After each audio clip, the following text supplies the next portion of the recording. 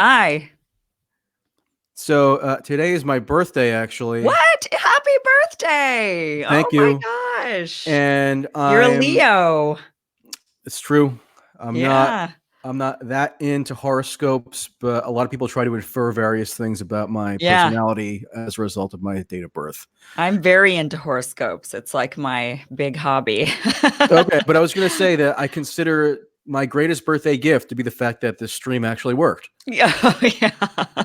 Well, I wish you had a better birthday guest. I'm sorry. No, this is perfect. This is all I wanted. I don't need Okay. anything else today. Oh, wow. Well, happy birthday. How exciting. I'm not going to ask you your Nice. age because I think that's like what you're not supposed to ask that, right? You can ask. I don't particularly care. I'm not that excited one way or another about it. Is it But not a big birthday? Not like your big 30, your big no, 30? that was last year. Last year, okay. Wow, so yeah, So 31 is like, it's eh. yeah, I you're mean, frankly, I wasn't that thrilled about turning 30. But like, but but like in what way? Was it like devastating for you? it Like, oh wasn't my God, where's devastating. It wasn't devastating, but it was just I don't know. It kind of arbitrarily imposes on you some sort of recognition of the aging process that 31 doesn't really bring about. You know. yeah, I guess that's true. Try But turning, I'm about to but turn 40, so. yeah, and I look about 10 years older than you, so No, you're you in a better position. don't. I'm trying to, no, you don't, not at I all. might have to I finally am get. Asian though, so we kind of have that, you know. Yes, there are. That is a thing. My parents divorced when I was little, and my dad saw my grandmother. This was like a few years back, but he hadn't seen her in about 30 years. And, my grandmother at this point had hit, I mean, by the time he saw her again, she was 80, I think. Hmm. And the last he saw her, she was like 50. And he looked at her and he looked over at me and he's like, how has she not aged at all in 30 years? like this isn't normal. Yeah, So yeah. There have hopefully been I get time. that gene. I do have the half white gene, so we'll see how that works Okay, out. there have been times when I've radically underestimated the age of Asian people, and it Yeah. can lead to some amusingly awkward situations. Yeah, it can. It can. That's okay. We'll just hope. But happy birthday. I'm so excited. I wish I would have Okay, gotten you a thanks. present. I didn't get Oh you no, no, anything. no, no, no. A Yeah. successful stream is the only present I Is it need. is it working? Are we It working? is. We are working. People Oh no, I are. shouldn't have said everything I just said. I'm just You mean that was on the record? Yeah, I'm yeah. sorry. Sorry. The internet always remembers all. Okay, so my birthday aside, Yes.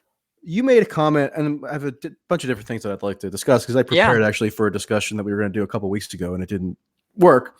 But one thing that you mentioned recently that I'd like to have you elaborate on a little bit, maybe, is you said, at least on Twitter, Hmm. that 99.9% of the hate directed at you nowadays comes from the left. Yeah. And what is the basic reason for why that's the case, would you say? I mean, there's a few things, right? A few factors on that. First of all, I'm mainly exposed to the left.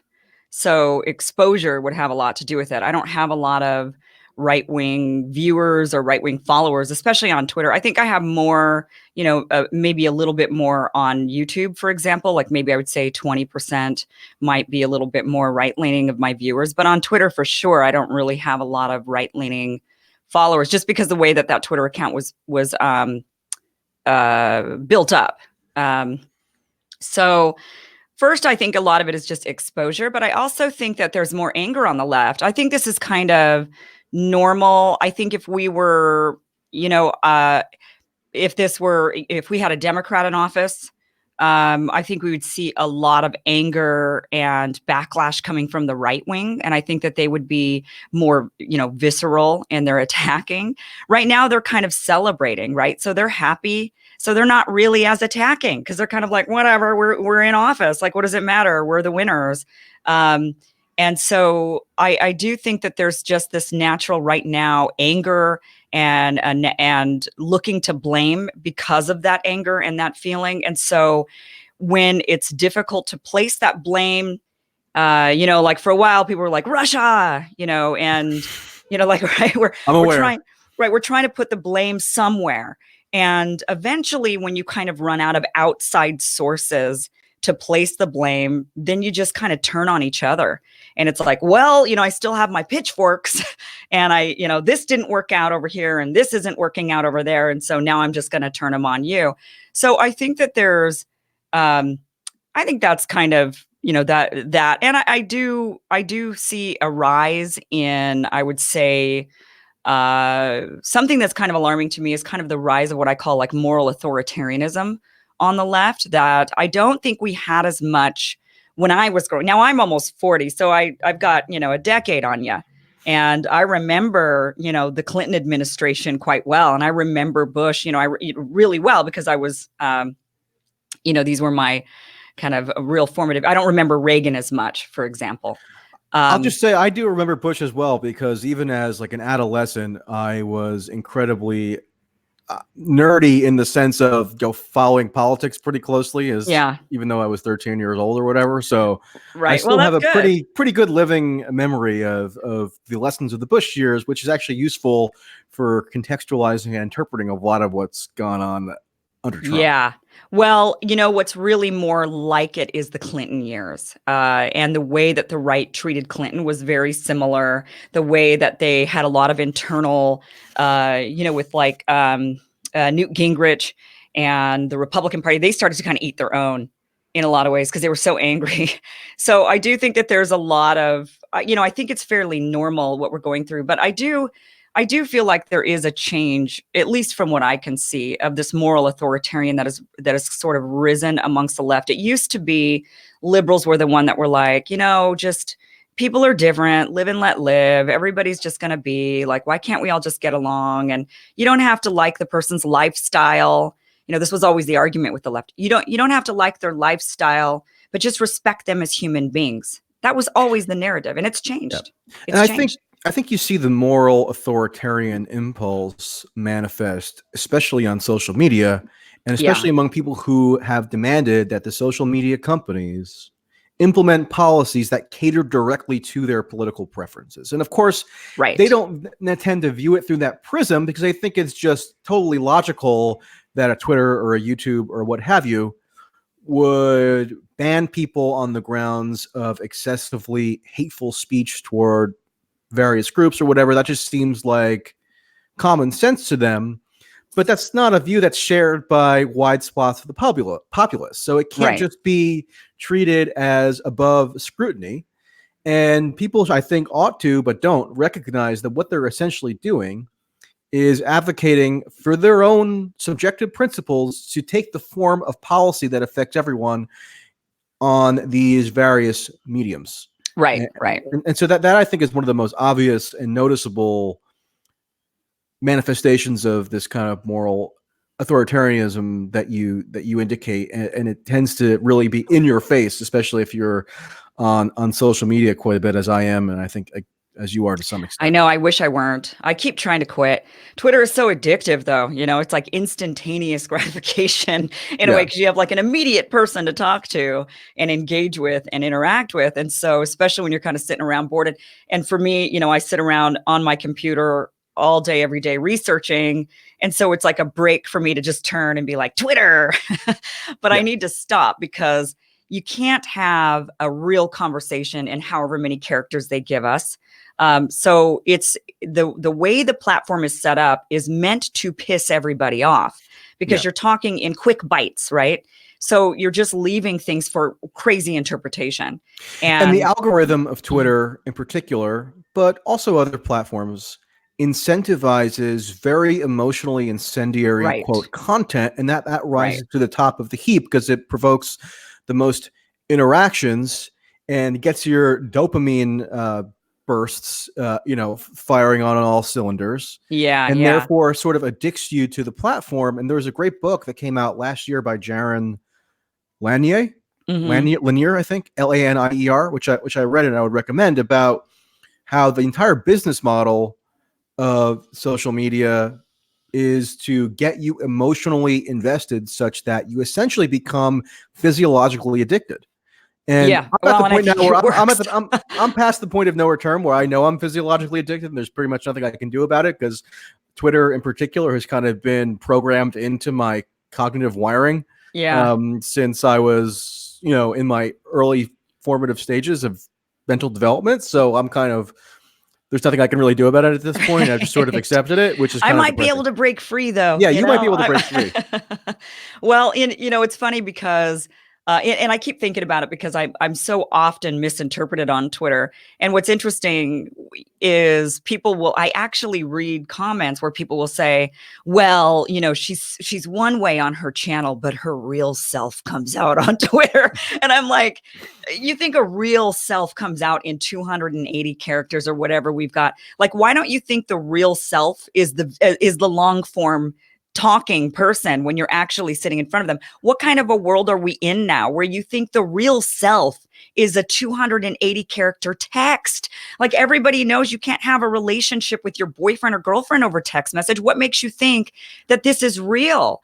Well, that's what people say about Trump, right? That his Twitter self is his actually real self. But it gets to like the core of his being more so than any scripted statement he might make. And there might actually be some truth to that, in the sense that if he is totally untethered and unconstrained when he's on his iPhone or whatever, sure, right, then maybe you're actually getting a more unfiltered version of his true thoughts than if he were kind of filtered through the system of advisors and such, Okay, in a case like him where he literally has to go through a barrage of people in order to put a message out there, that might be true. But for people like you and I, it's like, I just turn on my camera and make my YouTube videos. I don't need, nobody's filtering me. I don't have, a people that go through my scripts and read them and make sure that I'm saying the right things. It's like, the real me is the long form me. And I think that's more anybody. I think we would get the real Trump, for example, if we sat down and had a conversation with him.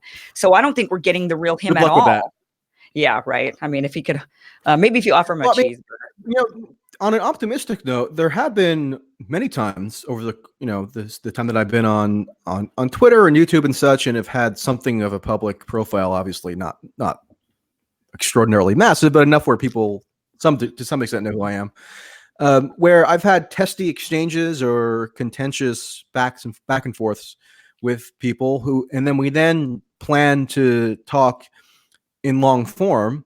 Yeah. And we end up arriving at, points of agreement, or there's a mutual respect, at least, that's established. And I just had that experience actually a day or two ago when somebody who I was having an exchange with about Tulsi, contacted me offline, and we ended up having a phone conversation about it, and we both became to better understand one another's positions, and there was just less animosity, so I actually think that you can use the kind of animus that's almost inherent to the way that Twitter in particular is structured as a starting point to forging better communication relations with people who you might otherwise perceive as adversaries, so there's actually a way you can kind of leverage that dynamic to achieve something useful.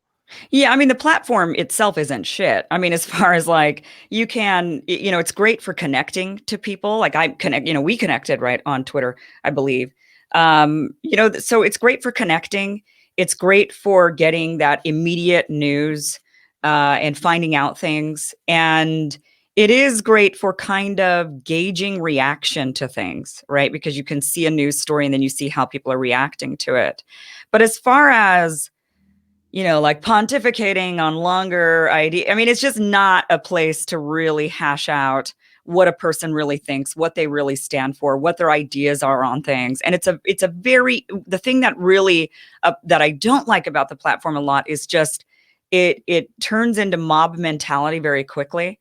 And it can ruin people's lives, right? Because all of a sudden they're smeared as this, what usually a racist or a bigot or something. And it's like, I mean, it's gotten to a level of absurd. It's got to, that has to stop. You can't just call everybody a racist that you don't like, that you don't agree with, Yeah.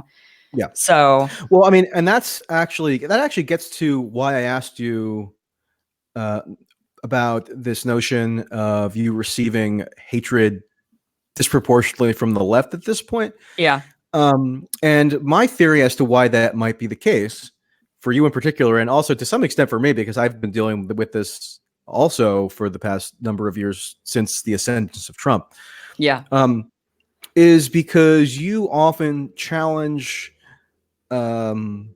orthodoxies with respect to identity that have become dominant, especially on the online liberal left. But you can't just isolate it strictly to the online liberal left, because those people are influential and it has a downstream effect on Democratic politicians. And you even see, Democratic presidential candidates at this point aping a lot of the rhetoric that a couple of years ago would have been seen as somewhat marginal and just confined to the online Twitter sphere. Corners of the internet. And now it's like, it's actually affecting our politicians, the platforms they create, the policies that they latch onto, which is extremely dangerous.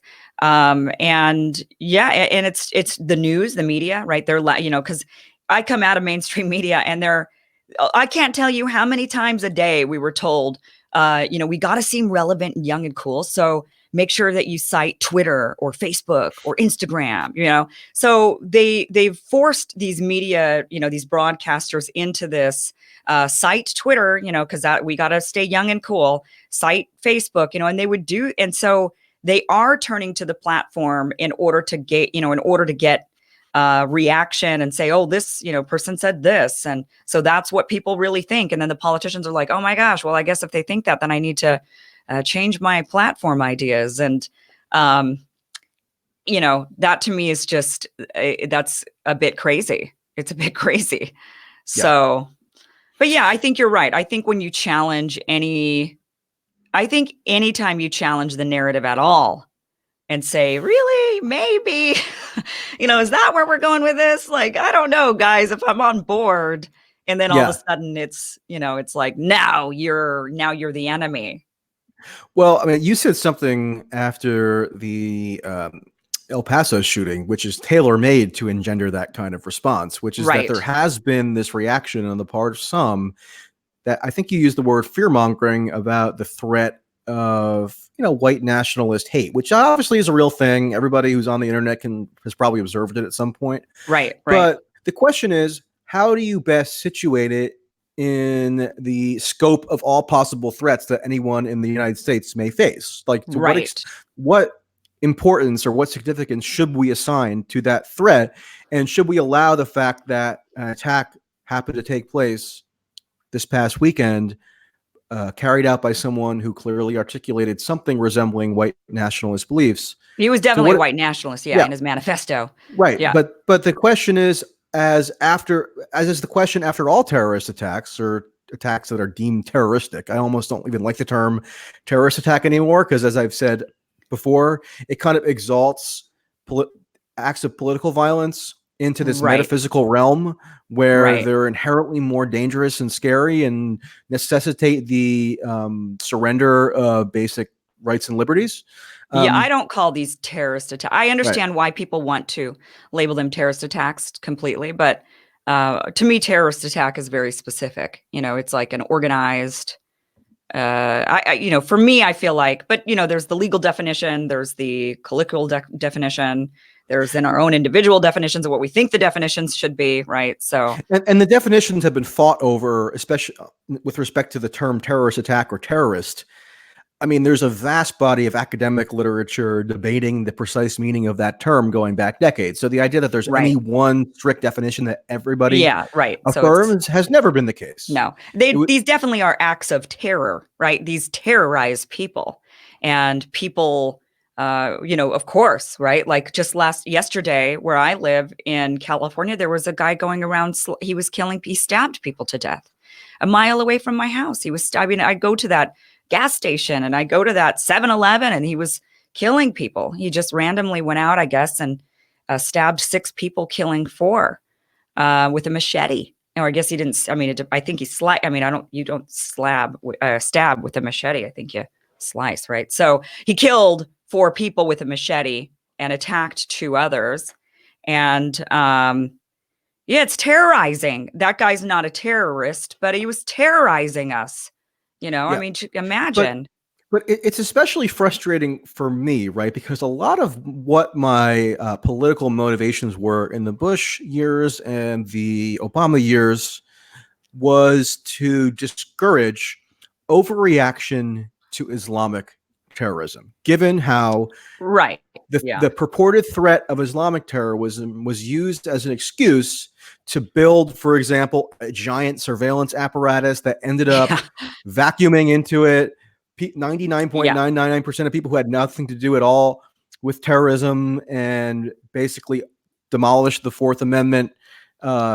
All kinds of foreign policy misadventures, the consequences of which we are still living with as a result of the supposed threat posed by Islamic terrorism. A lot of those foreign policy misadventures and ended up creating more quote unquote terrorists. That's why we got ISIS. Yeah. That's why Al Qaeda now is stronger than it was prior to 9/11. That's why the specter of terrorism led to the militarization of police forces all across the country, because they ended up getting weaponry that had been designed for warfare against these terrorists. They had a surplus, so the local police departments in like Akron, Ohio, ended up getting giant Bearcat vehicles and sound cannons and stuff. So the list goes on of the adverse consequences of exalting terrorism as this kind of existential threat, and not simply pricing in the possibility of occasional sporadic acts of political violence into what the reality is. If you're living in a country of 330 million, and now and then somebody's going to do something crazy with some kind of blinkered political motive. But now you have liberals, for the most part, wanting to apply that same overheated paradigm domestically when it's not Islamic terrorism, but white nationalist terrorism. And I think that there are dangers there that are going under-examined, and we don't want to import, as Mayor Pete recently suggested, the war on terror ethos to the home front, because it inevitably results in the erosion of civil liberties.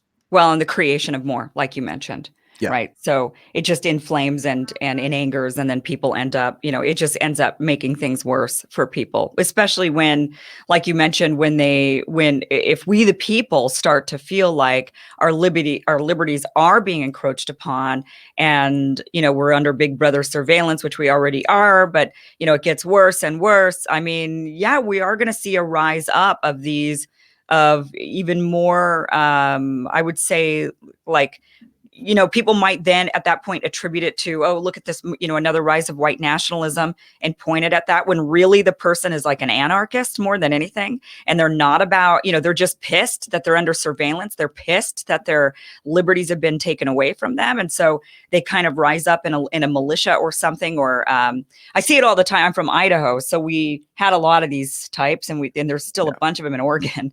The Oregonians are, like, they're interesting, and they're always, there was recently one of the Bundys took over a federal installation of some kind. Remember that? Remember the Bundy Ranch incident in Nevada? Yeah. And one of the Bundy, I'm maybe forgetting the precise word, but the name of the individual, but the rancher in Nevada who had a standoff with federal authorities a couple years ago. His son then went and took over some kind of federal facility. I'm bungling the precise details of it, but yes, there are those people who exist in Oregon, is what I meant to say. Well, yeah, they're in my neck of the woods, Idaho, Nevada, Oregon, and it would just fuel the rise of more of this feeling of, I don't want the government in my business, right? Yeah. And then them rising up and doing things like trying to take over a federal building or something would then fuel even more. Then people would point to that and say, oh, see, we need to do more. We're not going far enough. And then they would go even further, only then creating more of this. So, it would definitely be a never-ending cycle. We just can't go down that road. I know it's really, we all want to be safe, right? And we all want to feel like we can live our lives and not be, chopped up by a crazy person with a machete, or shot up by somebody with a white nationalist manifesto. I mean, I think we definitely all want to feel safe. There's no doubt about that. But we can't kind of fall into our knee-jerk reactions on how, of how we go about getting that safety. And the knee-jerk reaction is usually to just go, tighten everything up, and everybody needs to be in lockstep. We need to watch everybody. Yeah, and it was the Bundy Ranch. It was okay. Was the standoff, and then Cliven Bundy's son Ammon Oh, that's right. led the seizure of a national wildlife refuge in In Oregon. Oregon in Yeah. January of 2016. So Right. I had Right. it basically right. But I think back to the aftermath of the Pulse nightclub shooting Yeah. in 2016, and the immediate sort of hyper emotional policy response on the part of largely, but not exclusively, Democrats was to say, we need to expand the scope of the no-fly list to prevent certain people who have potential terroristic inclinations from purchasing guns. Not to mention that the perpetrator of the Orlando nightclub shooting, Mateen, wouldn't have been filtered out as a result of the imposition of the expanded no-fly list. But it just seemed like an emotionally satisfying response. So that's kind of what they went with, and they had this demonstration on the floor of the Congress, and it never actually went anywhere. But it was just sort of a release for them to kind of make it seem as though they were doing something, and the impulse to do something is legitimate. We don't want mass shootings. Right. I think one of the best rationales for, quote, doing something to prevent mass shooting is just because mass shootings have an outsized effect on the public psyche, I think, at this point, where people are being instilled with paranoia that at any moment they could be subject to mass shooting, even though they're still extraordinarily rare. The fact that they're getting even incrementally more common is having a damaging psychological impact. So I get it in terms of people wanting to do something to make it less likely that these things will happen, but you have to be sober and even-handed about it and not simply just react to whatever the latest event is. And I think we see that going on now with respect to the El Paso stuff, where you have all kinds of people saying we need a new war on terror in the United States. I mean, come on. Yeah, and we had 3 attacks, 3 mass shootings in the course of 2 weeks, and all 3 shooters had very different ideologies. That they, the Gilroy guy, they're looking at him as potentially a domestic terrorist because I guess they had discovered kind of a hit list. But his hit list was kind of anybody and everybody. It was like Republicans and Democrats and federal religious organizations. And so it doesn't look like, from what the FBI is reporting so far, it doesn't look like the guy had a right or a left-leaning ideology. He probably was just pissed at the world, didn't like government, maybe like the type of person we're talking about, that's just like fed up with the feds or whatever. And so, and then you've got the Dayton, Ohio shooter, who obviously had, was a very extreme leftist, with his ideology. And so you can't pin these on one ideology. So it's just, I mean, what are we doing by doing that? And even if the prime mover of all this was one single ideology, the idea that you can use a war posture to extirpate an ideology, I mean, that notion should have been debunked as a result of the initial war on terror. I mean, I remember during the George W. Bush years, the common liberal rebuttal to Bush's and Cheney's reasoning was that you can't defeat an ideology with war. Right. The ideology is just going to take different forms. And yeah, people seem to have missed those lessons. It's funny, the Dayton shooter, I found out recently, a couple hours before committing mass murder, liked a tweet that was making fun of me. Oh, gosh. So I don't know what I should take away from that, but I have a feeling if the Dayton shooter had, or any other shooter had liked one of my tweets a couple hours before committing mass murder, my online antagonist would not be very charitable about that. They would probably blame me, which I'm not going to do. Right. I'm just noting that there is a double standard there, it seems, where if there's any kind of rightward tinge to an act of violence, the media is very much eager to seize upon it and blame all kinds of people who might have been influences. But when you have doesn't happen as much on the other side. And going in the opposite way. And the excuse that we're seeing with the Dayton one as well, it's because he didn't leave a manifesto saying that this is why he was doing it, and so we don't know. And then I found it really, I was like, I hear everybody saying, well, it was mental illness, and I'm like, wait a minute. So when somebody who's of Middle Eastern descent does a mass shooting, and right wingers say it's terrorism, it was an act of jihad. And, and then others say, no, I'm sorry. When they say it's a white man who commits an act of terrorism, and then the right wingers say it's mental illness, it's just a mentally ill person bullied, and then the left says, what? No, this was an act of terrorism. You must. And then when it's somebody on the left, they say, "Oh, it was a mental illness."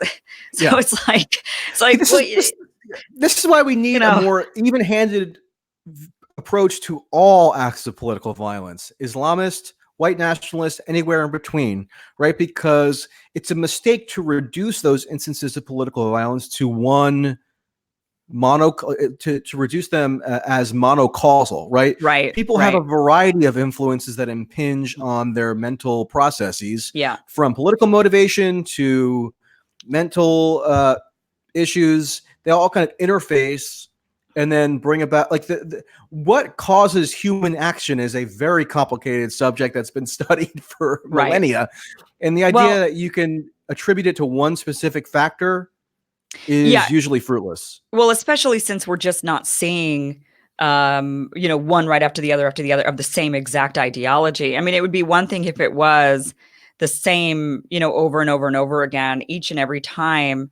Then we would say, okay, how do we, where is this coming from? And maybe, what can we do to, to figure this out? I don't think going about it in the way of like, okay, we need to now declare war, but certainly maybe a conversation about where are people being radicalized. But, that gets dangerous, right? Because then people want to start censoring.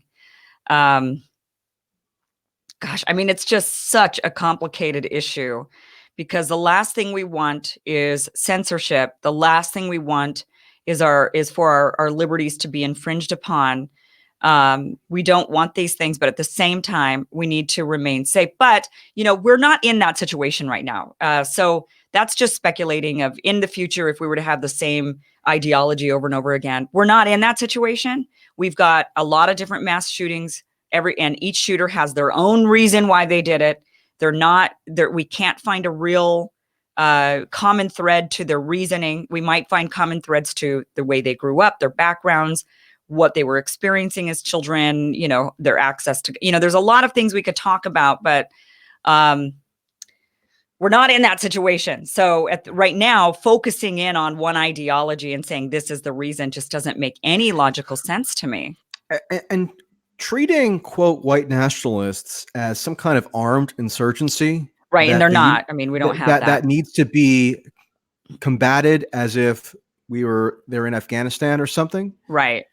Almost in a way validates their delusions of grandeur and gives kind of extra meaning to their worldview, where they feel as though they're super important and their political goals are being,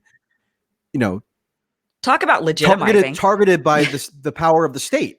Yeah. And it's funny, because the left is always like, don't legitimize, right? Don't platform and legitimize people or whatever. And it's like, oh, you want to talk about legitimizing? I mean, this is the fastest way to legitimize white nationalists. And like what you're saying, their ideology, it is making them feel like they're way more important, they're way more powerful, and that they're doing more than they actually are, and to treat them like they are some organized group that, we're going to go, storm in and take over or something. I mean, and in their mind, they're like, all right, we're important. Look, they're talking about us all the time. And I mean, talk about legitimizing. This is the fastest way to do it. Right. So.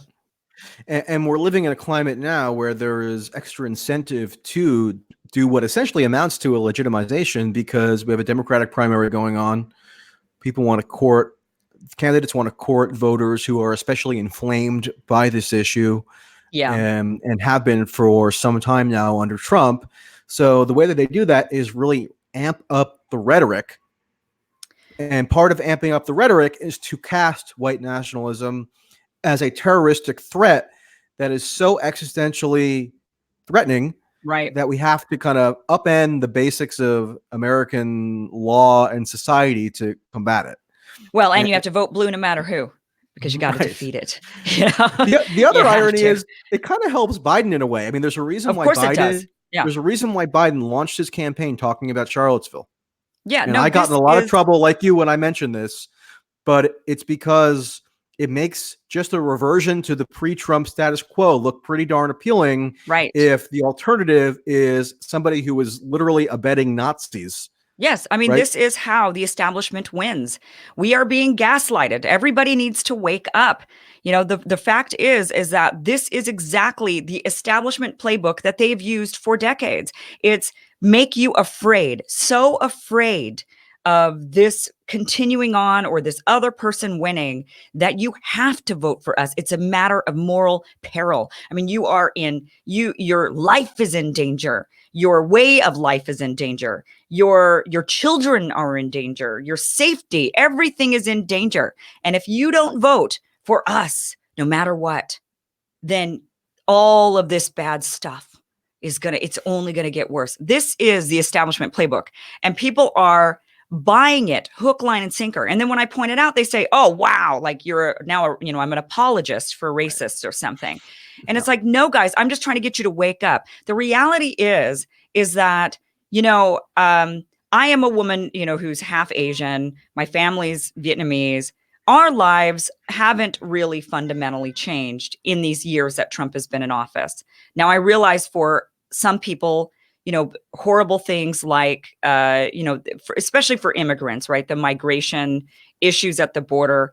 But these are things that had been going on before Trump. I mean, we were having the only good thing about Trump being in office is that finally attention is actually being paid to the issue that has been going on in these migration centers forever. My mom Don watches. Lemon pointed out in one of the debates that Obama had deported a greater number of people than Trump, which I'm Exactly. sure came as a very jarring shock to many of the people watching. I guess they're just not aware that Obama was deporter in chief. He was known. I mean, you could go back and read New York Times articles that were from 2013, 2014 saying, I mean, there was one, it was a New York Times article that basically the headline was something like Obama's deportation policies are leaving Hispanic and Latino neighborhoods desolate. I mean, that was like the headline in the New York Times in 2013, 2014. So these issues that, people are saying, oh, but look at what's going on at the border, and they're in these concentration camps and people are being deported and families are being separated. And it's like, I realize that we have an issue with how we handle immigration in this country. That alone, though, is a tough subject. It's not as black and white as people think it is. My mother went through a migration detention center. So I'm speaking from a place of, I'm not saying this like I'm just, in my little, bubble of privilege. My family went through these migration detention centers. So, is it perfect to go through these? No, definitely not. I mean, I don't know. I could say a lot of things and people get really mad at me, Same here. because we just have to be realistic about things somewhat, and not be so quick to be inflamed about the situation. Yes, we need to fix the situation. The situation at the border, increased massively because more people showed up. And then people want to somehow blame that on Trump. And I'm like, really? You think more people showed up because what? Trump sounds extra welcoming? And there has been an incredibly rapid shift in the way that people on the liberal left in particular view immigration, where you Yes, do right. get people It's sometimes changed. explicitly calling for open borders. And then whenever somebody Yeah. on the right says, oh, Democrats want open borders, it gets dismissed as purely a right-wing talking point meant to discredit Democrats. But the Yeah. logical implication of a lot of what certain Democrats anyway, and certain left liberal intelligentsia types have been saying is essentially open borders. And on top of that, the Democratic Socialists of America had their conference or convention a couple days ago. I couldn't attend this one, but I had been to the one 2 years ago. And what happened over the course of 2 years? They passed a resolution calling explicitly for open borders. They used that term. Okay, so it's not a right-wing talking point to say that there is a public opinion evolution that happened almost overnight on this issue on Right. influential segments of the liberal left. And the DSA is not just some fringe group right now. I mean, Right. they're Right. one Right. of the activist core for the Bernie Sanders campaign. They helped get AOC elected. Yeah. etc. So to dismiss them as having trivial influence would be a mistake. So the fact that they would put open borders, that specific term, into their platform and pass a resolution calling for it, Right. tells you that this really is a shift that's underway. You have to reckon For with sure. the Right. implications of it. Yeah. I mean, I'm personally an open borders person, but Okay. I recognize how absurd that sounds to people. So I don't, I don't think we're ready to go. For one, I am for it, but only if other nations are doing it alongside us. I don't think you could do it in a bubble. Like, I don't think you could just say, okay, let's open up our borders and anybody and Yeah. everybody could come in. I think it's got to be something like the Schengen zone in Europe. I'm for like a Schengen style border situation, but I don't think, but that being said, I'm not ready to stick that on a platform. Okay. We got priorities. That's not one of them. So we've got other things that we need to focus on, hyper focus on, in order to make progress in this country. So I recognize that philosophically I might have this idea, but I have to say that others who are calling for it don't share the same philosophical idea or reasoning as I do.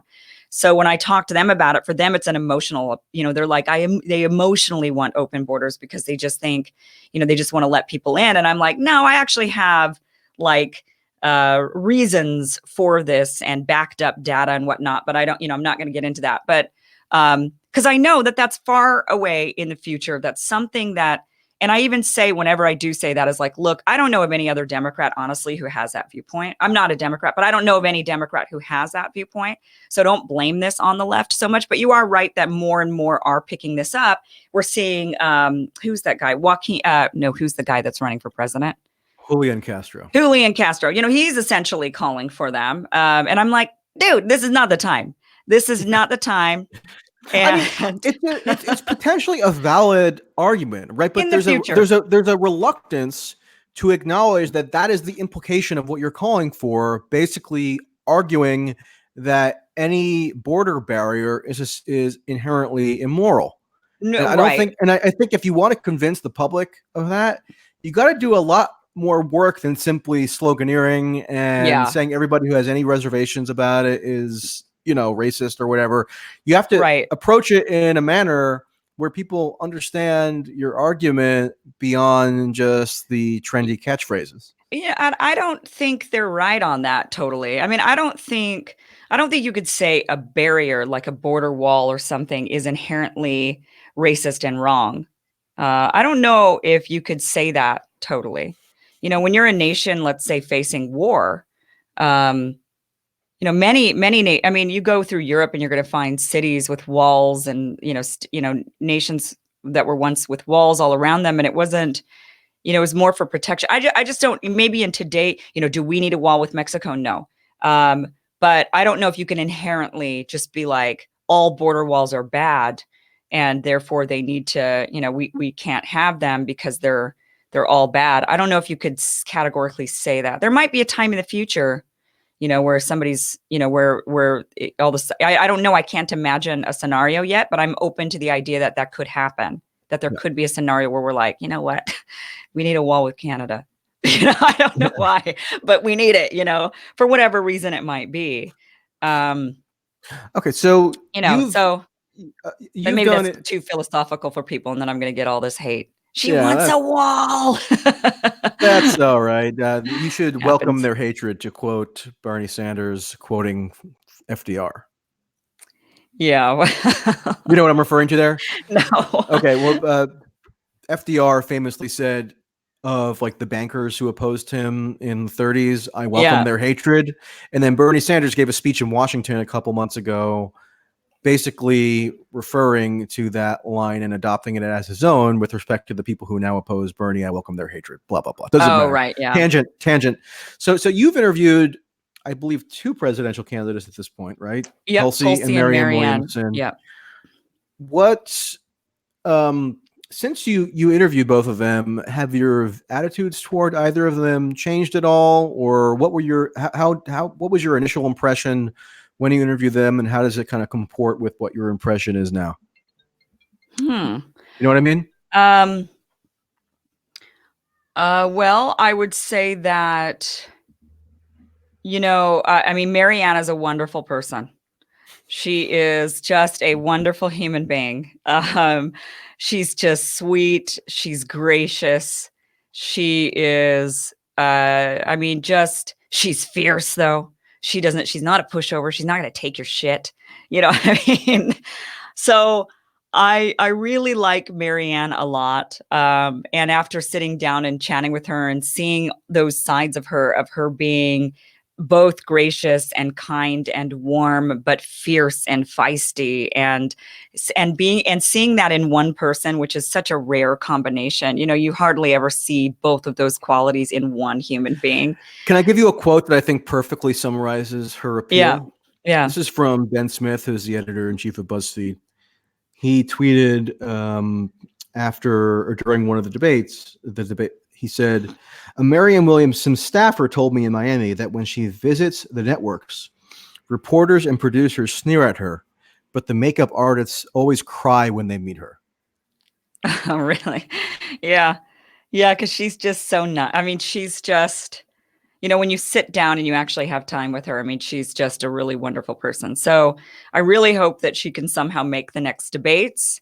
I think the networks should, not that I'm totally advocating for this because, it's got its own implications, but it would be a loss for them, wouldn't it? If she's not on that debate stage. Yeah. So, they maybe could pressure the DNC to relax their stupid, you got to make 4 polls above 2%, rule. And then which polls are arbitrary, and the polls themselves are arbitrary, let's get real. So it would be nice if they relax that a little bit, because I just think it's a shame to not have Marianne Williamson on those debate stages, so I really like her. I spoke to her a little bit in Detroit after the most recent debates.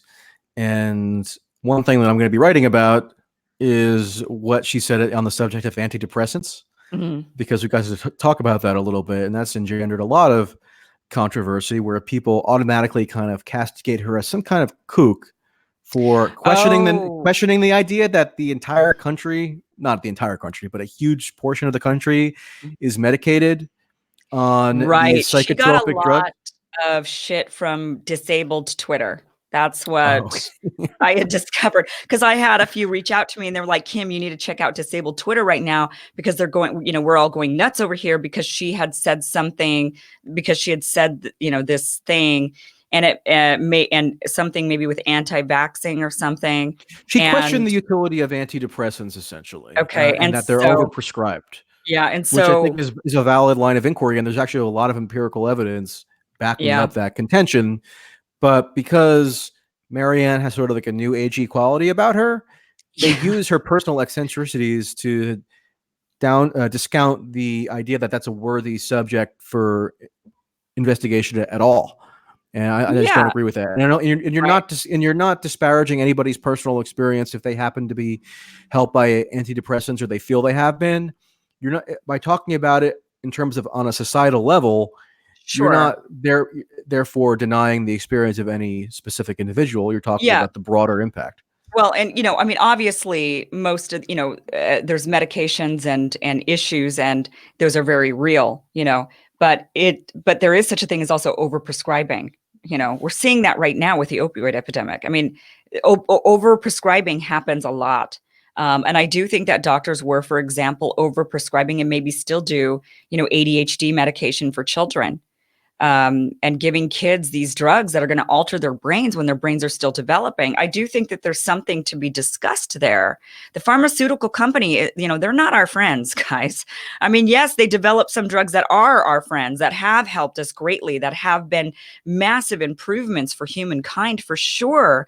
They've done excellent, wonderful things, but they've also done some pretty atrocious things when there was when all of a sudden money could be made, so Bernie Sanders in his podcast with Joe Rogan brought up his apprehension about the fact that kids who are overactive now get routinely prescribed medication for ADHD.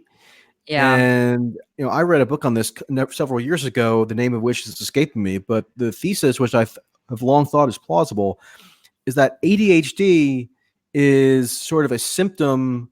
It's not a disease unto itself so much as it's a symptom of underlying diseases, whether it's depression, whether it's some kind of more traditional medical disorder. And yet it's kind of the notion of ADHD has been instrumentalized by pharmaceutical companies to profit substantially on on what would in previous eras been considered just ordinary misbehavior of children. Yeah, like kids just, being kids. It's like sometimes you have puppies and the puppies are, going to be, sometimes you get a mellow one. Sometimes you get one that just needs to run around a million miles a day. And, we don't go around and say, well, I got to medicate this one. Although I have started saying that. And if Marianne can turn this into a political issue where people think it's valid to actually debate, then I think that's a useful service. I hate to do this, but do you mind if I just go and grab this is so unprofessional, but I have to, I realized I didn't plug in my computer and I need to go get the charger to plug this in. Otherwise it's going to die and then we're out of here. So give me a second. I got all the time in the world. I'll deal with my trolls. Hello, commenters. If you want to do a super chat, I will maybe bring it up if it's not totally bonkers. But I know a lot of you guys enjoy being bonkers on the internet. So do I. But I'm not going to allow that to disrupt my cherished live stream. Okay. You good? 1 second. Okay. This, I think, enhances the authenticity of the discussion. Sorry, I couldn't hear you because I just plugged my headphones back in. Okay. What were you just saying? Oh, I was just saying the minor technical mishap here, I think, adds to the authenticity of the discussion. Did everybody see my pajama pants? Oh, I stood up and walked away. I wasn't. That's how this works on YouTube, guys. Okay, only dressed up from here up. I'm wearing basketball shorts, so I'm not that far off. I got my pajama pants and slippers on every day. Okay. So Tulsi. Oh, so you were saying Marianne? Yep. No, I actually wanted to go to Tulsi. I actually just she was in New York 2 days ago, and I saw her and spoke to her briefly again. But one thing that I mentioned is that the attacks on her have intensified to an absurd degree since the debate. What does that show us? It shows that people view her as a legitimate threat, and actually Kamala's poll numbers have pretty much plummeted since that debate. So that's why they're freaked out about her, because she's proven herself now to be an effective debater. Right. And she really penetrated the facade of Kamala's whole pretense for running for president, which is that she's this, quote, progressive prosecutor who has an amazing record in terms of delivering justice for the marginalized, while she was simultaneously putting them in prison. That kind of never really made sense at all. Exactly. And Tulsi burst that bubble. But ever since now, you've had Kamala people, and you've mentioned this in one of your videos, churning out the attacks. Oh, yeah. Where they're now going after her for somehow being propped up by Nazis. Like, that's how far they're going. Yeah. Where they really have no compunction about simply circulating without any critical scrutiny the unhinged and wildly unverified claims of like random neo-Nazis on the internet who are now trying to take credit for the fact that Tulsi was on the debate stage. I mean, that's how low they're sinking. Well, talk about somebody who gets 99.9% of their hate from the left, right? I mean, Tulsi, she is, that's where the attacks against her come from. It comes from people on the left. And, it goes to show that if you speak out against the establishment, which is why they originally, hated her, was for what she, for endorsing Bernie Sanders and saying that she couldn't support Hillary Clinton and from resigning from the DNC, and that put her on the hit list. And since then, since she took a stand against the establishment, they have just come at her full force and have used every possible attack that, had it been anybody else on the left that would have done the things that she did, they would have been praising that person. You know, anybody else that would have gone and met with Assad, they would have said, wow, look at this peacemaker that we've got here in the Democratic side. Look at this person who's willing to potentially risk their lives and go to a dangerous area and meet and try to facilitate peace. You know, all of these attacks that I mean, if it were anybody else, they just would have painted the picture a bit differently, right? But because the other issue is that she represents all the identity boxes that they have been running on and banking on, and getting the base to believe is like the next level, right? To say we want a woman, and we want that woman to be a woman of color, and we want somebody young. It's the same reason why people are so angry at you all the time, right? It's because you don't play the identity game in the way that's to be expected on the progressive left at this point. And I think she doesn't either. It doesn't mean that she's inherently any less, quote, progressive on a fundamental level. No, not at all. It's just that she doesn't buy into the predominant ethos around these identity issues that's very superficial. That's why she, quote, defended Biden against Kamala Harris, because I think she has sort of an intuitive aversion to those sleazy identity attacks being leveled for really just purely political reasons. I mean, Kamala Harris didn't have any true substantive difference with Biden. She just kind of wanted to make a show when she attacked him over the 45-year-old busing issue. Yeah, she was trying to paint him as a racist. I mean, that's like what it was. That's what, I mean, Kamala Harris said to Biden, now, Joe, I'm not calling you a racist, but I mean, that's like a Trump tactic. That's what Trump does when he says, like, many people are saying this kind of crazy. Many people are saying that Ted Cruz's father was involved in the JFK shooting. I'm not saying that, but many people are saying it. Kamala just did her own version of that. And I think Tulsi, there's something about her that causes her to react, I think, justifiably negatively to that. I had the same reaction when that happened. Did I. But yeah.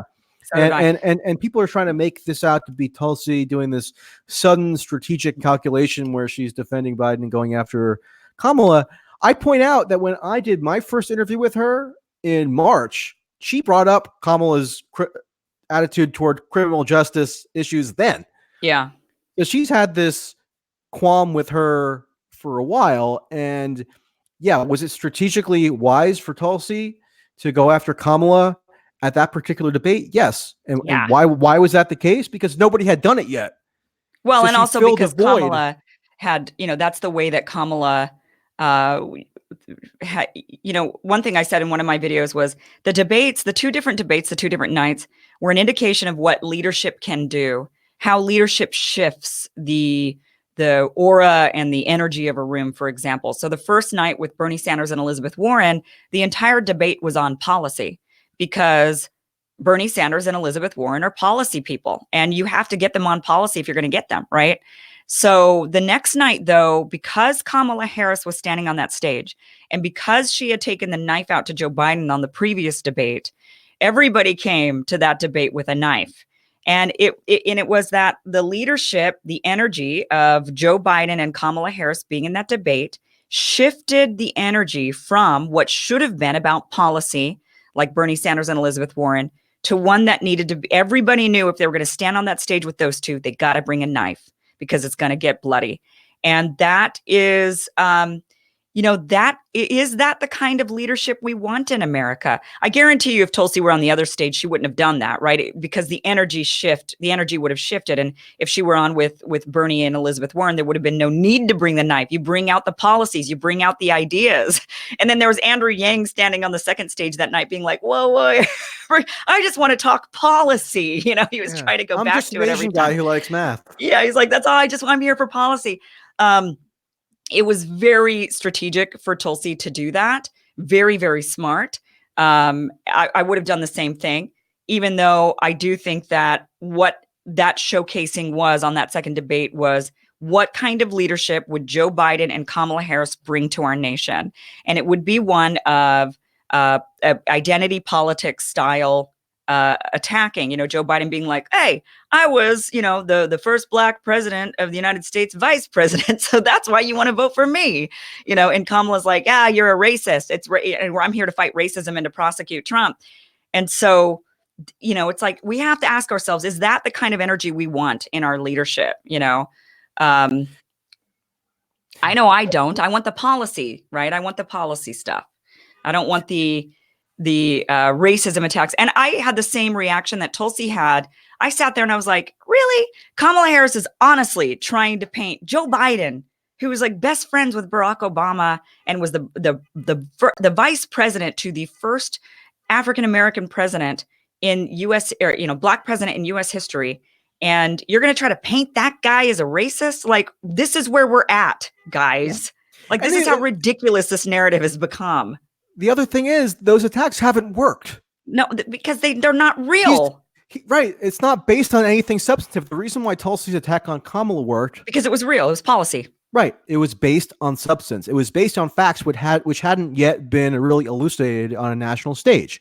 Whereas if you're a supporter of Joe Biden, right, are you really going to believe that he was somehow a stealth racist during the 8 years that he was working along side by side with Barack Obama, the first black president who they got, and they are now, and they became very close friends. Right. Biden was elected twice on a national ticket with Obama. It's not believable. It's not believable. So that's why the attacks were fruitless. And I think Tulsi was correct to point out the artificiality of them, not because Biden necessarily needs to be defended, but because the attacks that have so far been leveled against him have been silly and vile, or have not worked. And vile. It's vile to call somebody a racist who's not a racist. That's damaging. It's one thing like when right-wingers call you a snowflake or something. Calling you a snowflake isn't going to damage your reputation or tarnish your life. It's not going to, you're not going to lose your job, somebody calling you a snowflake. But if somebody calls you a racist, all bets are off. Your life could be ruined. Everything you've ever done could be ruined. Now, Joe Biden he doesn't have a good record. And there's so much to get him on. You don't need to go down this stupid road of, the guy's a racist. And that's why it's like, no, why don't we just talk about the fact that he's done all of these other things that make him unqualified to be the next president of the United States. We don't need to lob these attacks and just say, well, now this guy is a racist. I had the same reaction. I was like, I do not like Joe Biden is out of all the candidates on that stage, that guy's my least, like lowest of the low. If that guy gets a nomination, I'm not voting for him, period. I mean, people want to say. You said in an earlier video that you thought there was a decent possibility that Biden and Harris could actually be more dangerous than Trump, which is another reason why you'd get canceled immediately by a lot of the people on Twitter. They don't know. Yes. Here's the thing. If those two were to win, okay, let's say if Biden were to win or if Harris were to win, you can kiss the progressive movement goodbye. That's why, for one, it's dangerous because their foreign policy would be no different than Obama and Clinton and even Trump. They'd have all the same, it's the same shit over and over and over. People think, oh no, Trump's way worse because X, Y, Z. And it's like, no, they've all had shit foreign policy. They've all got a lot of lives on their hands and marched us into conflicts we didn't need to be in. So, Republican, Democrat, things haven't been all that different. So they would be the same as the rest. And then on top of that, the Democrats would just stop dead in their tracks. And the progressive movement would be over because people would say, well, we see now what wins. What wins is this like establishment, incrementalist, moderate style Democrat. This is what people want. So we're going to ignore now all of the progress that has been made since Bernie Sanders in 2016 and the progressive movement. We're going to ignore all of that progress because, guys, this is now what works. And a lot of Democrats would say, yeah, you know what? Turns out people don't want that thing over there with Bernie Sanders and AOC and all these other people that are calling for the, people don't want that. They want this. So you could kiss the movement goodbye, totally. And then any sort of progress we've made on the foreign policy front of saying we don't want these wars, you kiss that goodbye too. Because once you get somebody else in there, the only thing we've got going for us right now is the anger of the left, in a lot of ways, because that is what is fueling this movement. It is what is fueling this. We need change. We can't continue on like this. This isn't where we can't. Donald Trump wins. Like, look at this. So people are frantically trying to find that way to make the change. The progressive movement is growing. You want to give it all up, guys? You want to throw it all away? Because that's the fastest way to do it. Elect Joe Biden. And then you could kiss it goodbye. And that is more dangerous than another 4 years of Trump, because 4 more years of Trump means the progressive movement grows stronger, gets bigger, more, and brings more people in, and we've got a chance in the next 4 years to at least try to get our policies in place. Otherwise, Joe Biden gets it, Kamala Harris gets it. I don't know when we're going to see it in our lifetime. That's dangerous.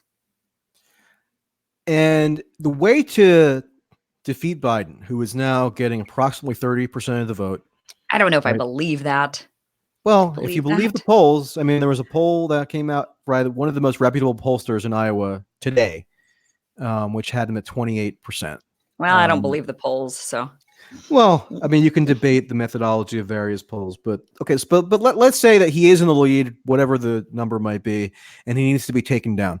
Yeah, he's not going to be taken down by convincing Black people that the vice president for Obama is racist. right. He's most likely going to be taken down by just his senility or his lack of cognitive function becoming more and more apparent, because every single day he flubs a sentence in a way that's really disturbing, or he just proves that he's not entirely with it. I mean, I talked to him briefly in South Carolina in June, and even then in the brief interaction I had with him, you could tell that he's less and less able to string together coherent sentences. Like today, for example, he meant to say, "We choose truth over fiction."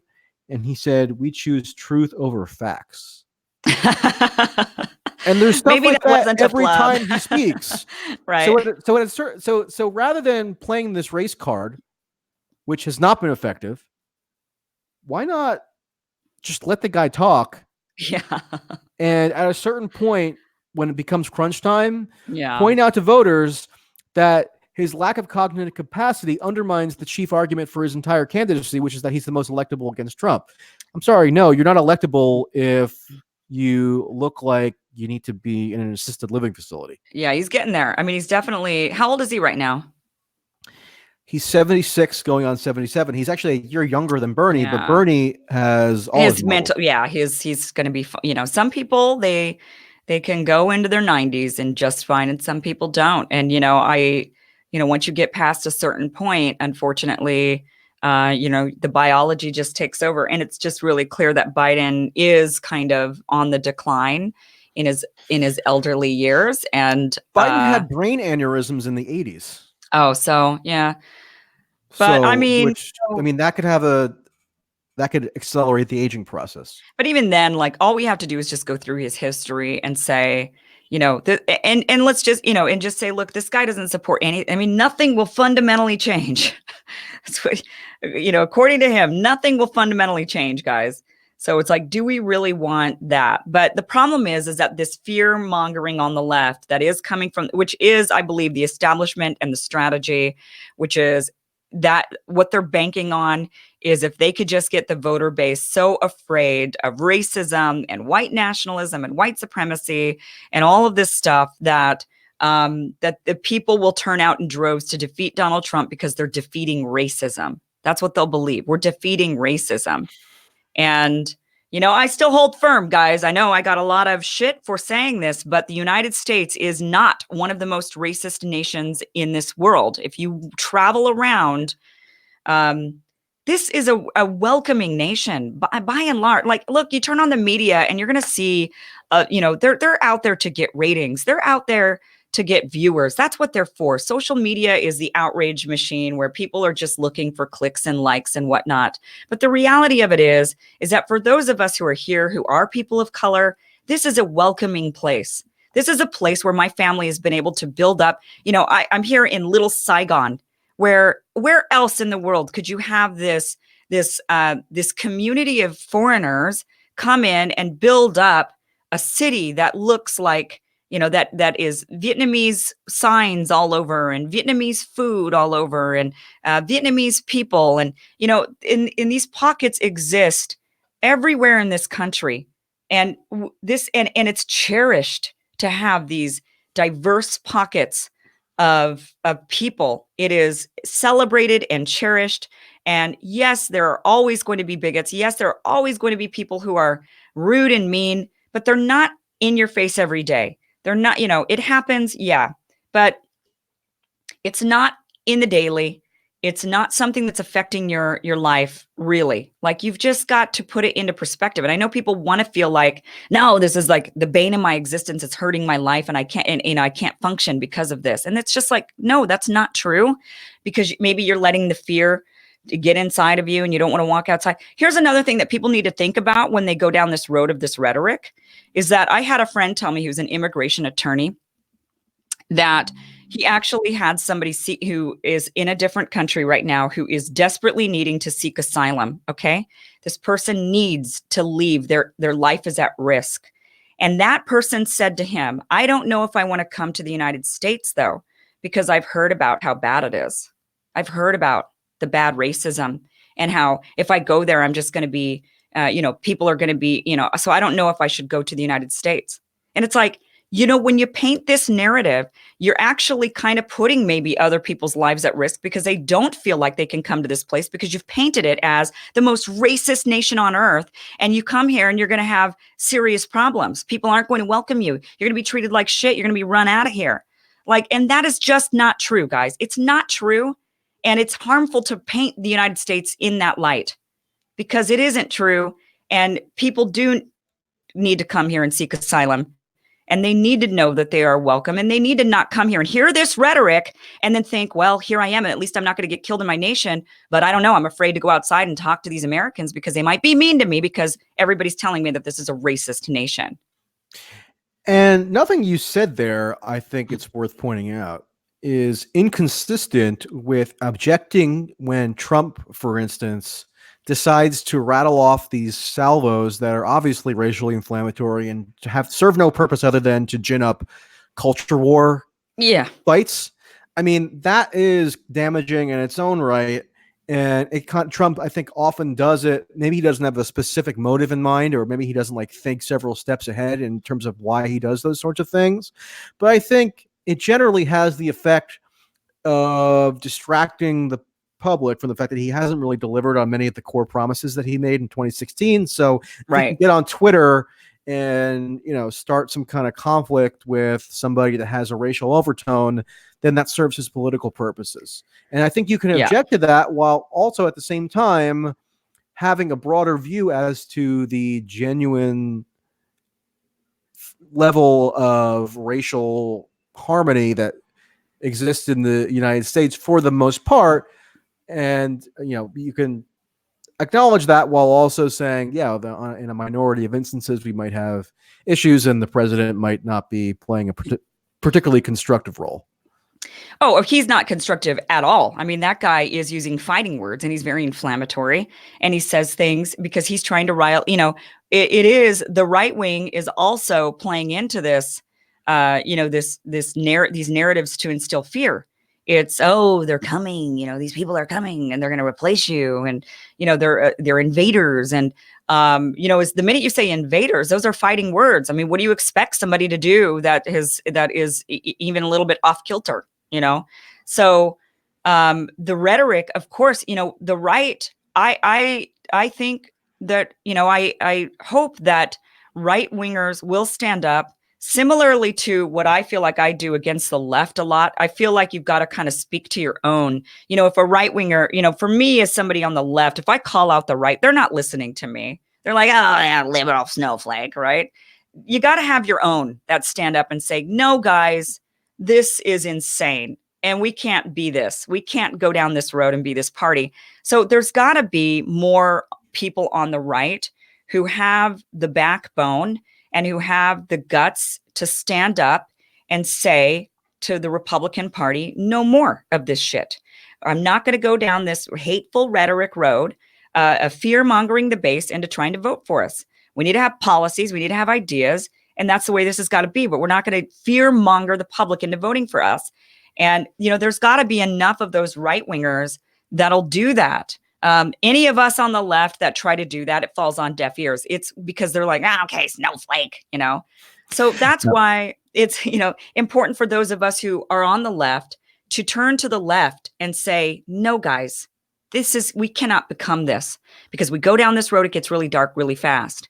And, you're painting a picture for people that is just inaccurate. And yes, Trump has terrible rhetoric, but we should be countering that rhetoric with, no, America is loving. We should be like Marianne Williamson. It's like America is loving. America is welcoming. You come here, you're going to be welcomed and embraced. Forget the dummies that once in a while will say something to you. It'll be rare. You're going to have a rare dummy who says something to you. But by and large, you are welcome here. You will be embraced here, and you will have a good life here. And that has got to be the narrative, but it never is. It's, oh, no, it's, this place. For my purposes, I don't want to ever be in a position where I'm siloed into only talking to left, right, or whatever ideological disposition. Yeah. I feel as though, as a public communicator of sorts, it's incumbent upon me to be able to convey my thoughts and arguments and reporting and whatever else I do in a manner that is digestible and understandable to anybody, and not say, because I, bandy about a certain label, that means people who also bandy that label have an extra reason to want to listen to me. I almost feel as though I want to have a more universalized rhetoric than that. But I understand, but others may have different views as to what the best approach for them is. Well, I think that people like yourself and myself are, and Tulsi, and which is why I still, why I say she's got the best shot at beating Donald Trump. If the Democratic Party were to wake up, and if they really want to beat Donald Trump, then you start propping up Tulsi Gabbard a lot more, because she does bring in a lot of support from, that there's a lot of people who do fall to the right who are willing to listen to her message. And I find that for myself, and maybe you find that for yourself as well, because when you're willing to say, let's just try to look at things objectively rather than just falling into this emotional kind of game, there's a lot of people that are on the left and the right who say, I want to hear that message, right? I want to understand that and hear it. So I think that, it's funny because some people will say to me, look at the people who watch your show, and some of these people who listen, you got right wingers in here. So, bad on you to have some right wingers in here. And I'm like, so it's bad to have people on the right want to listen to your message to where they might find themselves agreeing with you on things and deciding that, progressive policies maybe are the way to go. I thought Dennis Kucinich, because I interviewed him for a podcast after the debates last week, and he went on the trip to Syria with Tulsi, where the Assad meeting famously took place, or infamously. And I thought how he kind of characterized Tulsi's manner or mannerisms was pretty incisive. And here's what he said: Tulsi Gabbard is somebody who actually speaks to democratic values in a way that Republicans can understand. And I think we have to have that kind of fluency to get past partisan differences. And I think Tulsi does uniquely have that capability. Mm-hmm. And I think often her detractors will conflate that capability with her personally somehow being a stealth right-winger, which, I mean, after I've done a very comprehensive review of Tulsi's background and history and her policies. I've spoken to her pretty extensively at this point. I've not seen her evince any right-wing views ever. No. I think the fact that she has appeal among certain right-wingers shows that she has something that's unique and idiosyncratic about her method of political communication that, if anything, should be lauded. Yeah. Rather than used as a means of diminishing her. Yeah. I don't know how she does it. I don't know how I have a hard time just handling my Twitter account, I just don't have, I know she does yoga a lot, and she's doing things to remain calm. So maybe I should. She meditates every morning. Yeah. Maybe I should call her and be like, give me your tips. I need to know, because I'm crumbling over here with this, she just keeps her cool so well. And I don't know how she puts up with all of the hate that comes towards her. And, I just have to say, the one thing about Tulsi in my interactions with her is that this is somebody with some serious integrity. And it is not to be questioned. I know people think, oh, And independence of mind too, which I yeah, appreciate. but individual integrity. I could say that I don't trust. I trust her more than any other candidate, and that is why I support her because I just. And I also I do right up there as Bernie Sanders. I mean, as far as like the trust, I would say maybe those two are equal in the amount of trust I have in them. Only because Bernie has been saying the same thing for 40 years, no matter the pressure, no matter the shit that's come at him from every direction. Bernie says the same things, and he's been saying the same things for 40 years. So I have no reason to believe that all of a sudden, if he got into the White House, he would change on me, like suddenly. So I trust Bernie that he would never change.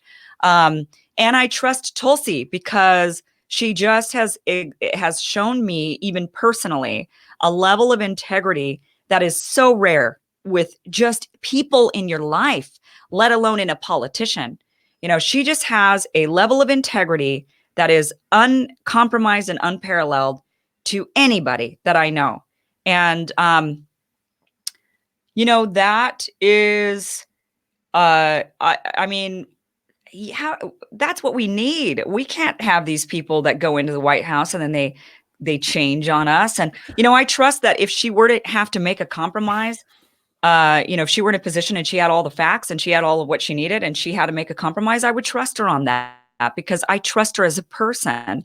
Now I know not everybody's been able to meet her and have interaction with her, so it's hard for others to understand, the integrity that she has. But my personal interaction with her over the last the last few months has shown me, and I've had personal interaction with her that has shown me some real integrity. Yeah. And listen, you can't be 100% trustworthy of any politician because if you're a politician, then you're dealing with how to allocate power in society. And that Right. can lead to all kinds of trade-offs and potential corruptions, right? So you have to have at least some skepticism with all politicians, but that doesn't mean that you can't also acknowledge that Tulsi does seem to have evinced both, I would say, integrity and an independence of mind and spirit, so to say, over the years that is very novel and worth identifying as Yeah. such. I mean, I Yeah. guess anybody, could be potentially corrupted, I guess. I just think that, because anything's possible. Well, not But even corrupted necessarily, but if you're a politician, you have to make certain trade-offs. It's just sort of intrinsic to the position. So right. therefore, you want to, if you're on the outside and you want to encourage the best instinct of the politician, you have to at least have a modicum of skepticism at all Sure. times just to hold them accountable, Right. But that's why I'm saying I think she has a lot of integrity because when I have done that, she, I did a video that was critical of her, and that was challenging because I do support her, and I have a relationship with her, and it was tough to have to go and do a critical video, that said I didn't agree with this particular, with this, and the way she reacted to me on that personally was one of high integrity. And so, she reached out to you when she saw it, or how did that come about? yes, right, she called. Okay. Uh-huh. We had a conversation. So, that is, I just, here's just somebody that even when she's being criticized, she can, what she said to me, and I don't know if she'd be happy with me disclosing it because it was more of a private conversation, but, I think it just shows her, it tells to her character. But she was, she said, I hear you and I appreciate that you spoke your truth, and I appreciate that you, you spoke from your heart. We don't agree, but you spoke from your heart and you spoke your truth. And I appreciate that. And, so I just wanted to let you know that I saw it. And, obviously we have a difference in opinion on this, but you spoke your truth and you spoke from your heart. And that, that's so rare. Usually when you criticize somebody, they, they're like, I'm out of here. Right. Like, I don't, like, or maybe they want to combat you or whatever. And she just, she's just somebody with such great integrity that, that and for both of us, for me, I didn't know how, what my, relationship with her would be like. Not that we're like friends, it's not like we have this, friendship type relationship. We don't hang out or anything like that. So, but I worried about my, but like you said, you have to be always, no matter who it is, even if they're your favorite, you do have to be critical. You have to assess and say, this is my favorite, but they did something I didn't like. And that's, you gotta have, everybody involved's got to have enough guts to stand up and say, that's not what I agree with.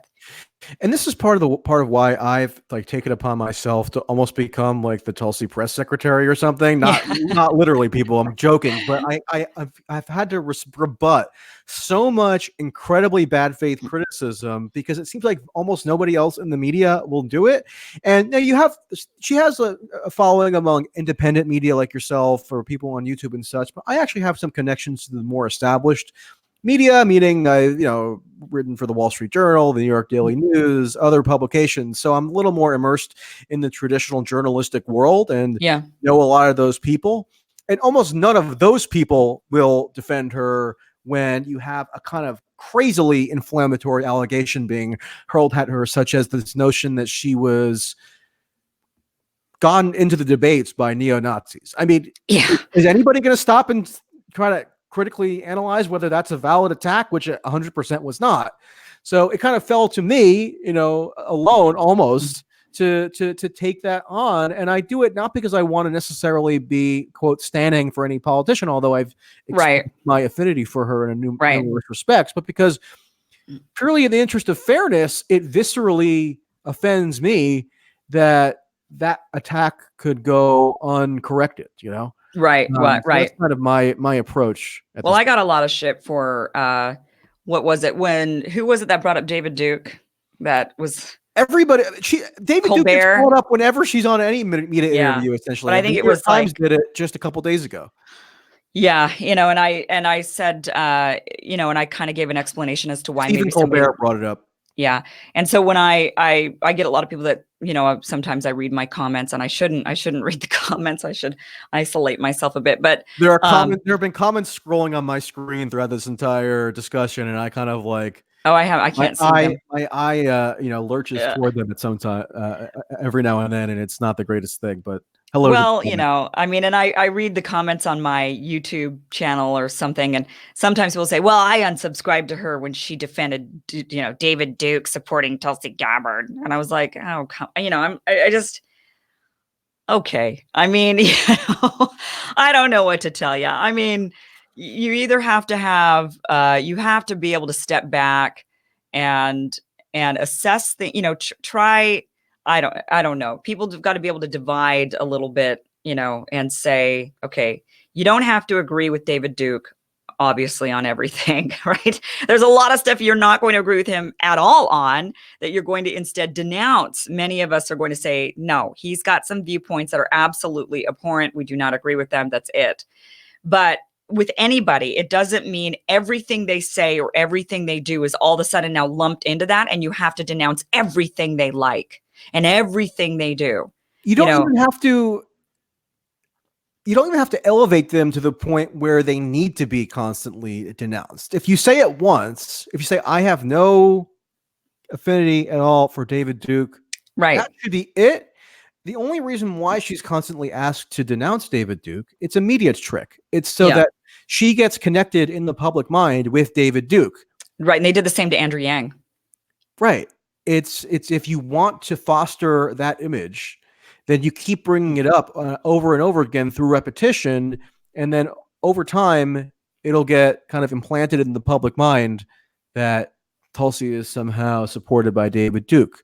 Well, that's the functional effect of asking that question constantly. And the New York Times did it again just a few days ago after the Kamala thing brought renewed attention to Tulsi. Yeah. Somebody and the New York Times doing what it was essentially a sort of a repulsive hit piece on Tulsi. That really, I think, will set the tone for all future coverage of her.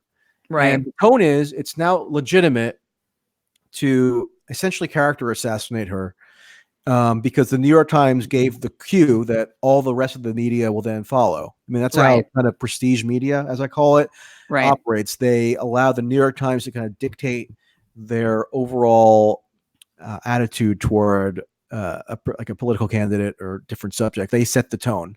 And when that hit piece came down the pike, you knew that it was all bets are off in terms of neo-Nazi stuff, Hindu nationalist stuff, trying to portray her as a member of a cult, which has already been done, but that'll ramp up. They just look. I've always said that the background of any political candidate is open for scrutiny, of course, Right. but the way that she gets scrutinized is often so. The word that I've used is tendentious, meaning Right. it's used to just gin up a hostile reaction without doing the necessary due diligence. So that's why I'm so not in a position where I have a foot in the traditional journalism world where I feel like I can actually provide something of a counterweight to some of those attacks. Yeah. I mean, of course, you always have to be scrutinizing and fair. I just say you just always have to be fair. I don't need to scrutinize. I just want to be fair. So, when it comes to these other politicians like Biden and Kamala, and, the thing is, though, is that being fair to them ends up being a lot of scrutiny, because what's fair is that they've got a terrible record. And that's what's fair. I mean, so with Tulsi, there's a lot of unfair. It's just extremely unfair attacks against her that are not done in good faith. They're not well researched. They're not, they're not really looking at the consequences. And, they haven't, like for me, I say, look, I know I don't want Kamala or Joe Biden, and there's several others that I do think would be dangerous for the progressive movement, would stifle it, would end it completely nearly.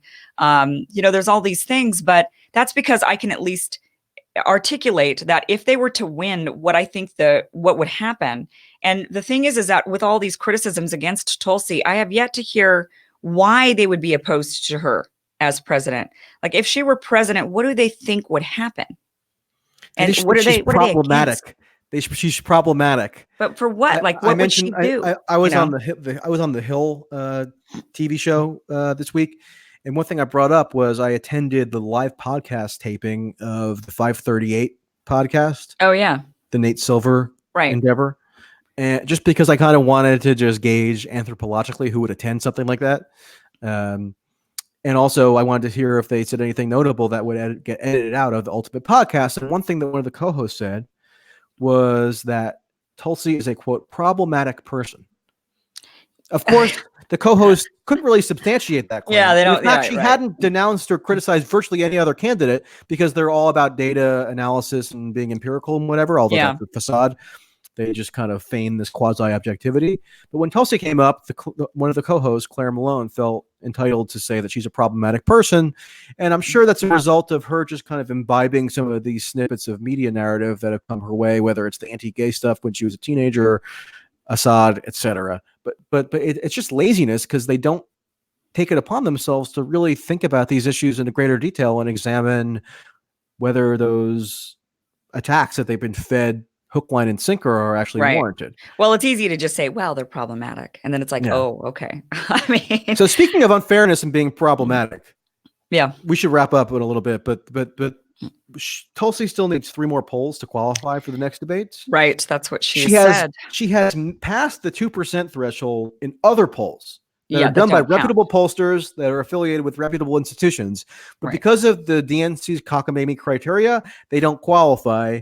And therefore, she's still, in a little bit of a difficult position where she has to get 3 additional polls by August 28th. And unfortunately, there doesn't appear to be any more New Hampshire polls coming. And New Hampshire is a state where she tends to poll best of anywhere. But that one, that one just did come out, but they didn't count it. They didn't count it. She just got 3%, right? They didn't count that. That was in New Hampshire, I'm saying, and that doesn't count. And there aren't going to be any more qualifying polls of New Hampshire until the deadline. Oh, I see. I see. As far as do we know? I mean, do you know? I can't even figure it out. I mean, which are the polls that they'll accept? The polls that they accept are polls that are done in coordination with a approved partner according to the DNC. So it's so arbitrary and ridiculous that YouGov is a pollster. They do online polls, and they're pretty reliable for the most part. They had actually some of the best data in 2016.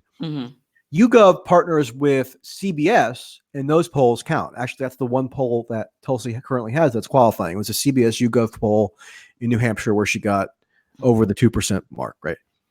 YouGov does polls with The Economist, which is one of the most prestigious international publications, right? That also shows Tulsi at over the 2% mark. But that poll does not count because according to the DNC, The Economist is not a partner of theirs. So tell me how about that makes sense. YouGov counts when they partner with CBS, but not The Economist. For what reason exactly? There is none. It's just so the DNC can kind of like wield its power and dictate what. Have they released a list of the polls that we can watch and look for? That and yeah, then there's a list. You have to be kind of in the weeds with this stuff, which I am, unfortunately, to know like what polling organizations are. Yeah, that's the problem. It shouldn't be like that. It should just be maybe on their website, the polls, and they get published and they say, you just got to make 4 of these, but then what they did to Andrew Yang, I guess, was they said, oh, but that one didn't count because that was also another CBS sponsored poll. And so you can't have 2 of those or something ridiculous. Well, Yang officially qualified today. Oh, he did. Okay. Yeah, because the Monmouth poll that I mentioned earlier, which showed Biden up in Iowa, that had Yang, I think, at 2 or 3. So he now is officially qualified.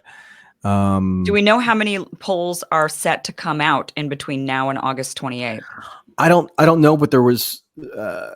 I saw a report that there aren't going to be any more in New Hampshire in particular, which is bad for Tulsi. But so that's why she's doing a lot of national media, and she's going to be in Indonesia on a National Guard mission for 2 weeks. Right. So that's like bad timing. So it's not the greatest of timing.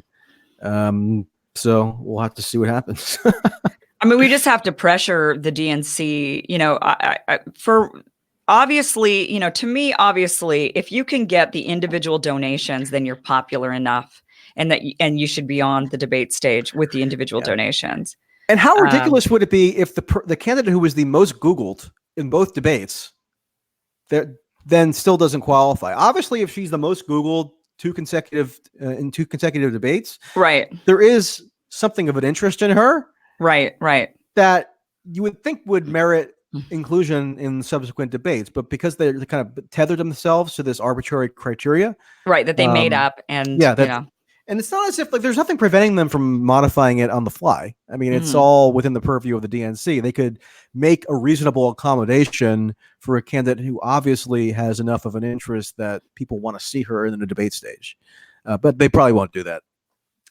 Well, and also, Marianne Williamson, was mentioned, was, she was also Googled and people really like her. And, the networks would be at a loss with her not being on the stage because I think she gets viewers. She brings the people out. But, it's the whole, it's once again, they're trying not to be rigged, but it's hard to not to say, how can you not be rigged when you guys put these rules up that are ridiculous that, really what we need to be looking at is these individual donations and the people that are actually willing to be motivated for that candidate. That is a better indicator, I think, of the fire. And, what actually wins elections are people moving, getting off their butts and getting on their feet and walking to the ballot box. And that's, they've got to take that into consideration. Just these, I don't even know where they get these polls. That's the thing. It's like, where are these polls? Who are they asking? Who are these people? Well, I mean, that's a bigger discussion about whether polls are legitimate.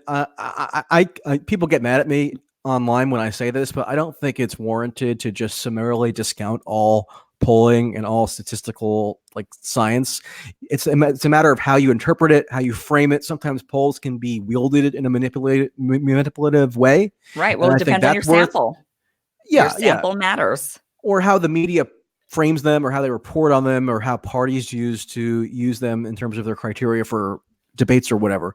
But polls do have some value. It's very easily manipulatable, let's say. Right. So we'll have to see, and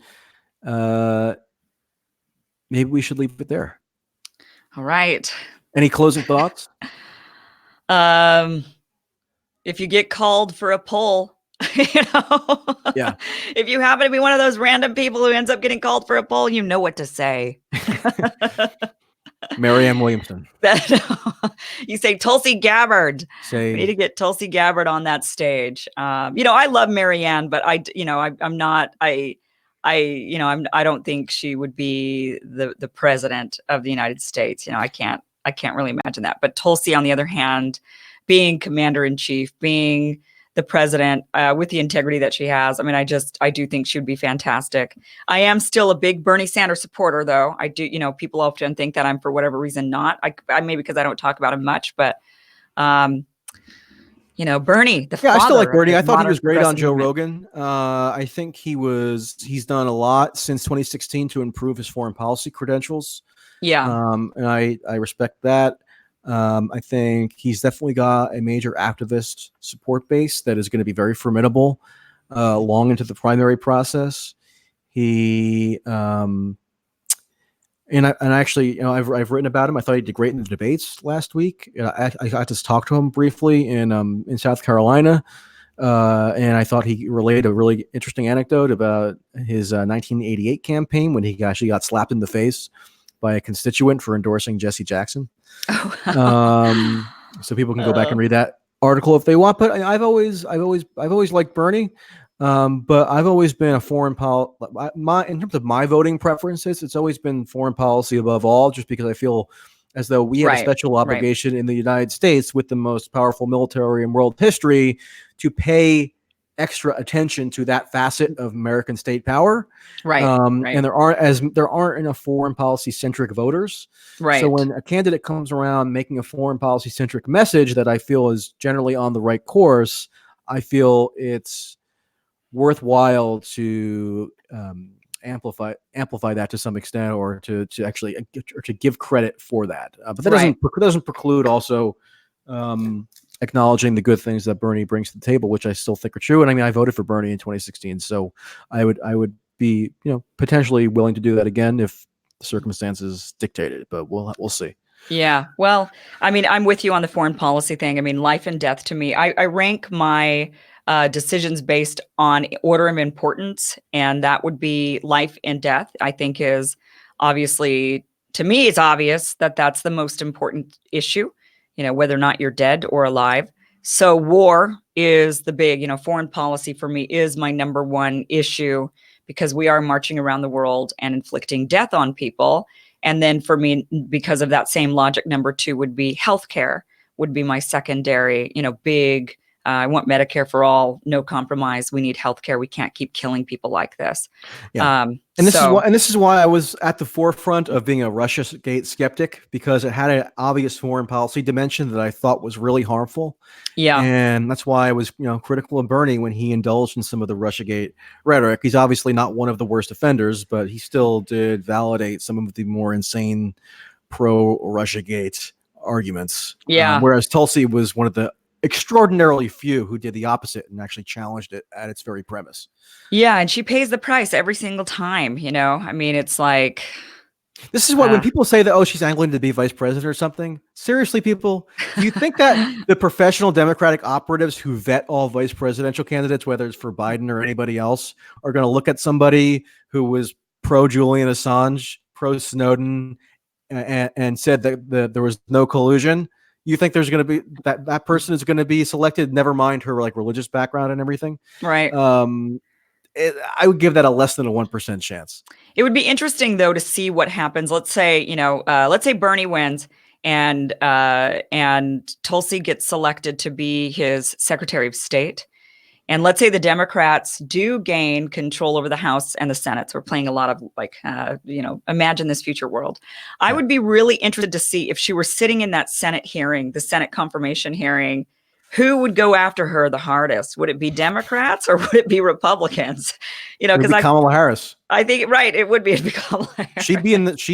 She's still going to be she would be in the Senate at that point. Yeah, so. She's right. But it would just be interesting. 2016, so. It would be interesting to watch all these Democrats go after a Democrat like that, and then try to still keep a straight face. Yeah, and the thing is, like with Bernie, he would have to pick somebody who quote united the party for vice president, and Tulsi wouldn't serve that function for him. She would be seen as too divisive. He would. I just don't think it would make political sense for him to do so, nor for Biden. So the people like coming up with these wild theories about Tulsi angling strategically for some kind of VP or whatever, it doesn't make a whole lot of sense. Right. Right. The point is, Yeah. I think she wants the message out there, and that's what It's she's an going to do. important message. It's an extremely important message. So, all right, good let's for her. wrap up. All right. Well, thank you for Kim, having me on. This has been so nice. It's been the greatest birthday ever. Oh, that's right. I forgot it was your birthday. Yeah. Oh, I should go bake you a cake, and then I'll have to ship it to New York. Okay. it might melt on the ride, but I'll eat it on live stream. Or go to Magnolia Bakery and get yourself a cupcake. I love that place. I used to live in New York, and I would go there and stand in the long line and, do the whole thing just to get that Magnolia cupcake. It was so good. I've never been there, actually. I have stood in line for pizza for like an hour and a half once, and after doing that, I felt really stupid. Really? The pizza was really good. Yeah, I mean, sometimes it's worth it. I felt like it actually was kind of worth it, to be honest with you. But when you're standing there and you're reaching hour and 15 minutes, and you're saying, "Why am I waiting this long for pizza?" Right. You sort of question your life trajectory. Now I want pizza. Oh, yeah, it was good. It was a place right off somewhere around. I think it was on Prince Street or something like that. The name escapes me, but it's one of the top tier pizza places in. Yeah. Well, I can hear all the noise in the background. The New York noise. That you got. I actually live in Jersey City, so this is Jersey City noise, but it's the Well, that's borough. great, because then do you see the view of New York? You get the view when you live over there. I see the view on the opposite direction, actually, from my current location, but you can walk around and see you can walk pretty easily down the street and see the view. But yeah, I like being in the New York yeah, but not being quite of New York. It gives me some like metaphysical and literal distance. Right. Well, I love my California life. So yeah, I think I might have told you this, but I lived in LA for a little while when I was at the Young Turks. I didn't know. Oh, okay. Oh, that's right. Okay, because you were with the Young Turks, right? Yeah. And I enjoyed it, but I guess I think I'm just kind of a fundamentally East Coast person. Okay, how I'm wired. So. I can't get rid of the sunshine, so I love the sunshine. Plus, my whole family's here, so it's a little bit different. When you home is where the heart is. Yeah, I say. And for me, where good Vietnamese food is, and it's not in New York. No, okay. No. I've actually had some good Vietnamese food. You wouldn't know good Vietnamese food. Maybe not. Let's get real. Maybe not. I'll be the judge of that. Okay. If I'm out there, I'll ask you for a recommendation. Okay. All right. Sounds good. All right. Let's end it there. Goodbye, trolls. Thank you. Goodbye, Kim. Happy birthday to me. Happy birthday to you. All right. Bye-bye. Bye.